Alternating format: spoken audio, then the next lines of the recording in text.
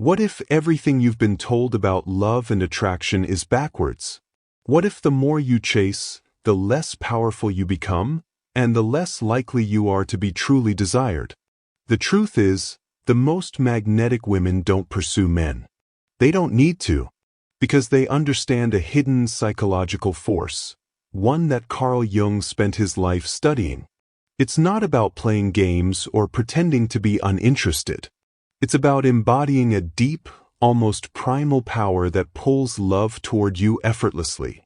Today, we're diving into Jung's most fascinating theories, the anima and animus, the power of archetypes, and the path to wholeness called individuation, to uncover why women who refuse to chase men hold an undeniable advantage. Society tells women to go after what they want, but Jung's wisdom reveals the opposite. True power comes from within. And when you unlock it, everything changes. Number 1. The anima and animus. Carl Jung's theory of the anima and animus reveals a profound truth about human attraction, one that most people never consciously realize. At its core, this concept suggests that within every man exists an inner feminine essence, called the anima, while within every woman lies an inner masculine force, known as the animus. These aren't just abstract ideas. They shape our deepest desires, our unconscious attractions, and even the way we behave in relationships. The anima represents a man's emotional, intuitive, and receptive side, the part of him that yearns for beauty, connection, and depth. The animus, on the other hand, embodies a woman's logical, assertive, and active energy, the part of her that strategizes, protects, and pursues. When these energies are in harmony, relationships flow naturally. But when they're out of balance, attraction suffers. Here's where things get fascinating, and where most modern dating advice gets it wrong. Society often encourages women to take charge, initiate, and chase after love, believing that this demonstrates confidence. But Jung's framework suggests the opposite. When a woman over-identifies with her animus, constantly pursuing, planning, or trying to control romantic outcomes, she suppresses her natural anima energy, the very essence that magnetizes a man's unconscious desires. Think of it like this. A man's anima is drawn to a woman's anima, not her animus. If she's operating too much from her masculine energy, she's no longer reflecting what he's unconsciously seeking. Instead of feeling pulled toward her, he may feel oddly resistant, even if he can't explain why. This explains why the most effortlessly alluring women often seem to do the least chasing. They aren't passive, they're simply rooted in their feminine essence, allowing their presence to be the invitation rather than their pursuit. A woman who is fulfilled, emotionally centered, and not seeking validation becomes a mirror for a man's own anima.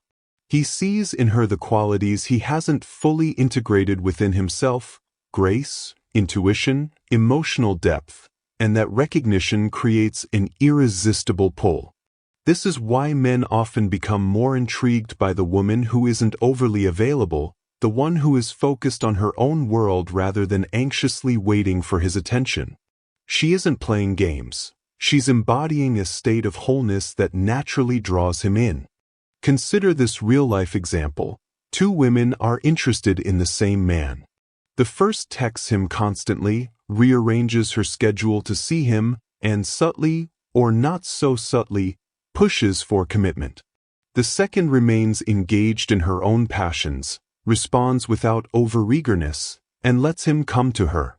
According to Jung's model, the second woman isn't just being strategic, she's aligning with a deeper psychological truth.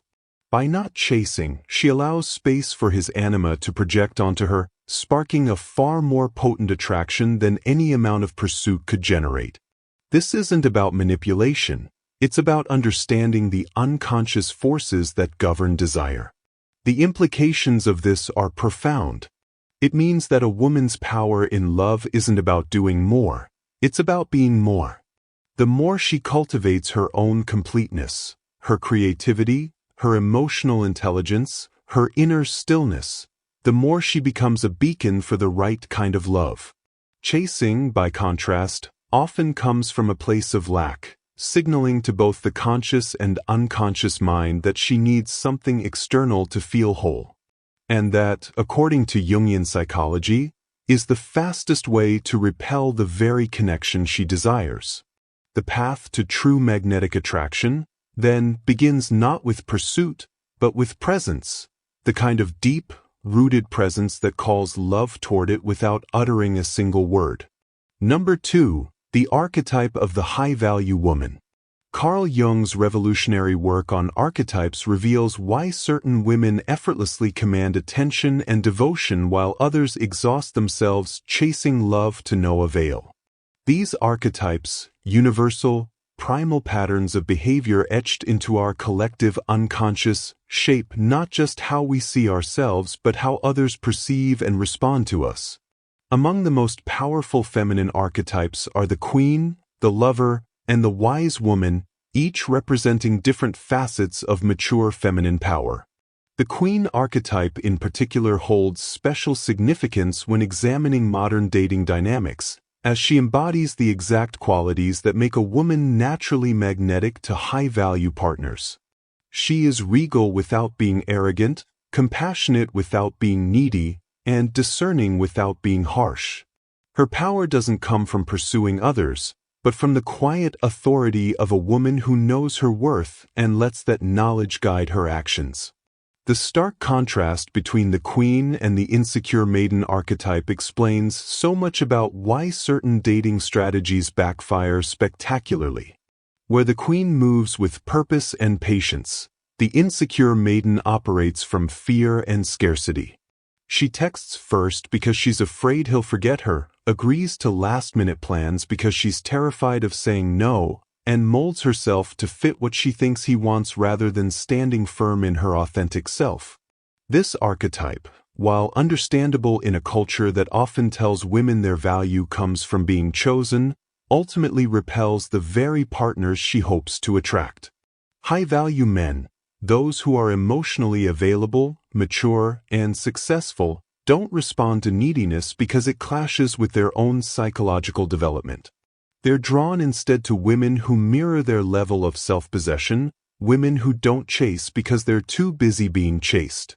What makes the queen archetype so magnetizing lies in its paradoxical nature. She is both strong and soft, approachable yet mysterious, kind but boundaried. Unlike the insecure maiden who gives her power away by chasing, the queen understands that true power comes from within. She doesn't manipulate or play games. She simply recognizes that her energy is precious and not to be wasted on those who don't value it. This creates a powerful psychological effect. By being selective with her attention, she increases its perceived value. Men don't take her for granted because she doesn't take herself for granted. Her standards act as an invisible filter, weeding out those who aren't serious while drawing in those who are genuinely intrigued by her depth. Stepping into this queen energy begins with a fundamental shift in focus, from external validation to internal development. It means investing in yourself with the same intensity you might normally pour into a new relationship. Cultivate your mind through reading and stimulating conversation, your body through movement and self-care, your spirit through meditation or creative expression. Build a life so rich and fulfilling that a man would have to enhance it to earn a place in it. This isn't about becoming perfect, it's about becoming whole. The queen archetype flourishes when a woman stops asking, "Does he like me?" and starts asking, "Do I like him? Does he meet my standards? Does his presence add value to my already wonderful life?" Practical application of this archetype transforms every aspect of dating. Instead of waiting anxiously by the phone, she's living her life. Rather than overanalyzing his texts, she's focused on her own projects and passions. When she does interact with potential partners, she does so from a place of genuine curiosity rather than desperate hope. This creates space for organic attraction to develop, allowing a man to step up and pursue, not because she's manipulated him into it, but because he's genuinely drawn to her energy. The modern dating world, with its endless options and casual connections, actually makes this archetype more valuable than ever. In a sea of women chasing validation, the queen stands apart, not by doing more, but by being more. And that makes all the difference. Number 3. Individuation and wholeness.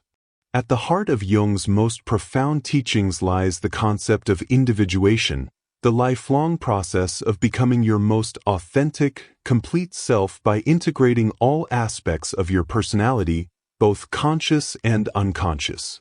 This isn't merely about self-improvement in the conventional sense. It's a deep, often challenging journey towards psychological wholeness where we reconcile our inner contradictions, heal our fragmented parts, and ultimately stop seeking in others what we need to find within ourselves.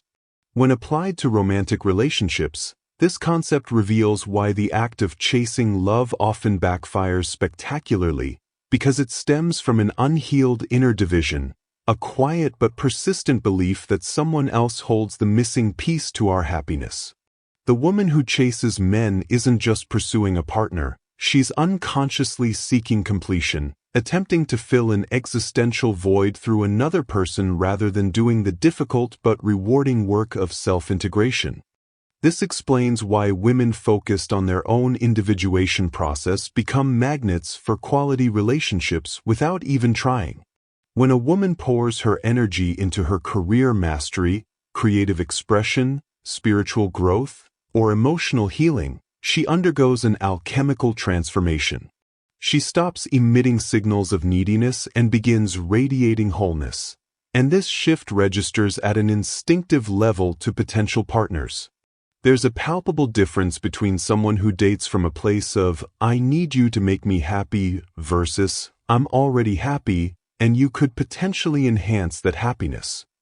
The former creates pressure and repels, while the latter creates space for genuine connection. Jung's brilliant observation that, where love rules, there is no will to power, perfectly captures this dynamic. The more we try to control or force love through chasing, the more we undermine its organic development. True connection flourishes in the absence of manipulation, in that sacred space where two whole people choose each other freely rather than cling out of fear or lack. Modern dating culture, with its emphasis on instant gratification and superficial connections, makes the individuation journey both more challenging and more necessary than ever. Social media creates illusions of perfection, hookup culture discourages emotional depth, and dating apps condition us to view people as disposable options rather than complex human beings. In this environment, the woman committed to her wholeness stands out precisely because she refuses to participate in these games. She doesn't chase because she understands that no amount of external validation can substitute for inner peace. Her attractiveness stems from this quiet self-assurance, the way she honors her boundaries, speaks her truth without apology, and walks away from situations that diminish her light. This isn't about being flawless. In fact, part of individuation involves embracing our so-called flaws and vulnerabilities as essential parts of our humanity. It's about being so grounded in your intrinsic worth that you no longer feel compelled to prove it through romantic conquests or attention. The practical implications of this understanding are both simple and profound. Rather than spending hours crafting the perfect text message or decoding a man's behavior, the woman on her individuation path invests that energy into activities that foster self-discovery and expansion. She approaches dating not as a means to an end, but as an opportunity to learn about herself and others. Each interaction becomes a mirror reflecting back where she still seeks external validation versus where she's achieved true self-acceptance. Over time, this creates a virtuous cycle. The more whole she becomes, the healthier her relationships grow, which in turn deepens her wholeness. Jung's wisdom reminds us that love and power exist in delicate balance. When we stop trying to control outcomes and instead focus on our own evolution, we paradoxically become far more powerful in attracting and sustaining meaningful connections.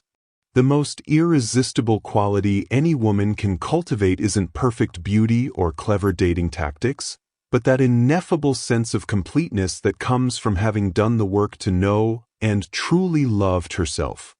Carl Jung's concept of the shadow, the hidden, often denied parts of our psyche, holds the key to understanding why so many women fall into the exhausting cycle of chasing love.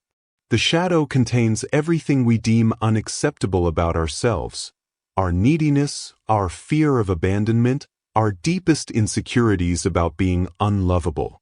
Rather than facing these uncomfortable truths, many women unconsciously project them outward, seeking validation, reassurance, and love from men as a way to silence the inner voice that whispers, "You are not enough."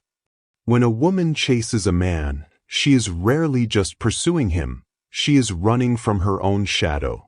Every anxious text, every overanalysis of his behavior, every compromise of her boundaries in hopes of securing his attention is an attempt to outpace the terrifying fear that, without his validation, she might truly be alone or unworthy.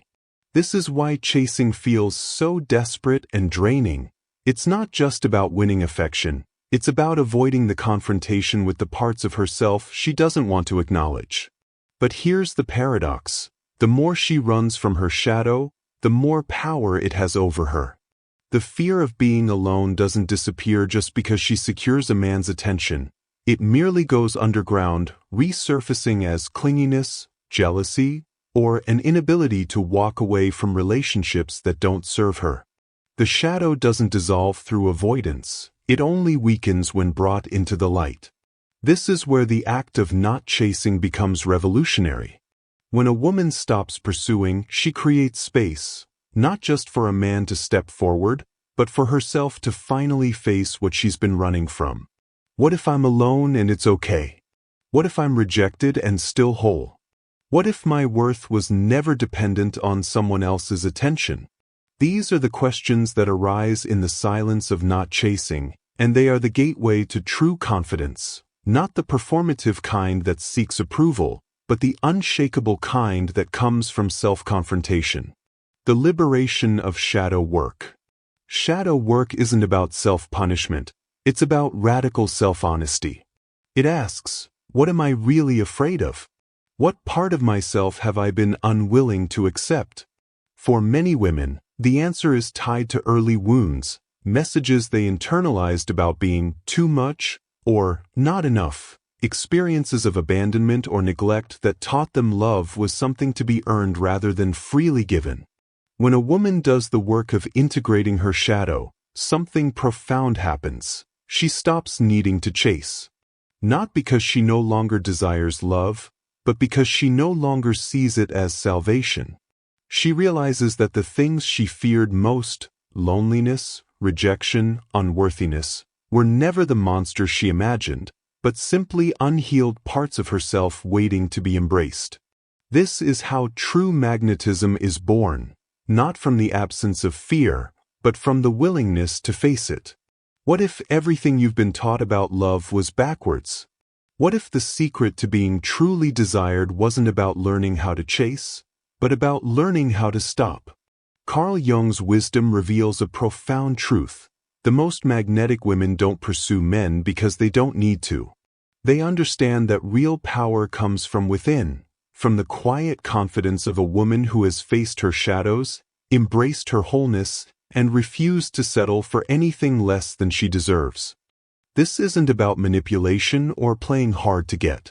It's about something far more radical, choosing yourself so completely that love has no choice but to meet you where you stand. When you focus on individuation, you stop seeking completion in another person. When you embody the queen archetype, you teach others how to treat you by how you treat yourself. When you let men initiate, you create space for their genuine desire to flourish, not because you're withholding, but because you're allowing attraction to unfold organically. And when you do the shadow work, you break free from the exhausting chase-reject cycle once and for all. So now, I'd love to hear from you. Which Jungian concept resonated most deeply? Was it the anima and animus dynamic? The power of archetypes? The journey toward wholeness? Or the liberation of shadow work? Comment below. I read every response. And if you're ready to take this even deeper, don't miss next week's video, How to Trigger the Hero Instinct, Jungian Style. We'll explore how to inspire devotion without demands, drawing on Jung's insights into masculine psychology. Until then, remember, you are not here to chase. You are here to be chased by a love worthy of the queen you're becoming.